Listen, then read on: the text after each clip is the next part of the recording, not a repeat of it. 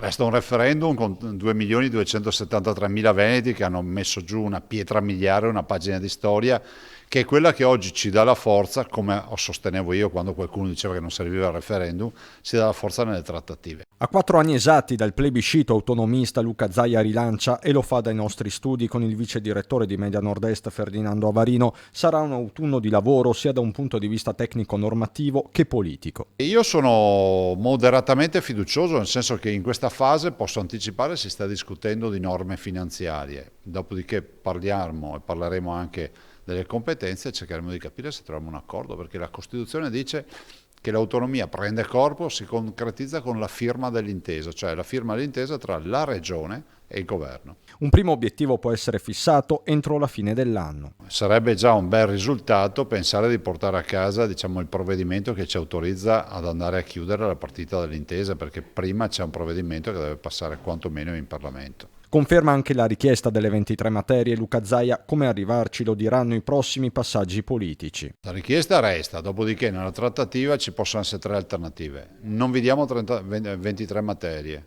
e questo diventa un grosso problema. Vi diamo subito 23 materie, ringraziamo e magari gli offriamo anche uno spritz, come diremmo noi veneti.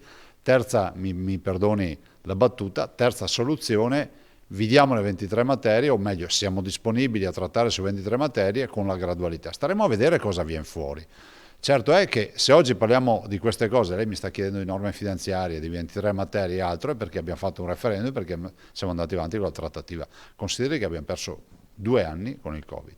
Emergenza non ancora finita, con tutti i risvolti che ne derivano, vedi Green Pass e proteste di piazza in programma per il fine settimana anche in Veneto. Penso che sia fondamentale garantire democraticamente a tutti di esporre le proprie idee, anche se tu magari non le condividi. Però è pur vero che chi manifesta deve rispettare le regole e la legge. Autonomia e non solo, quindi, in un'intervista a 360 gradi, la prima in studio dopo tanto tempo e a prova di Green Pass.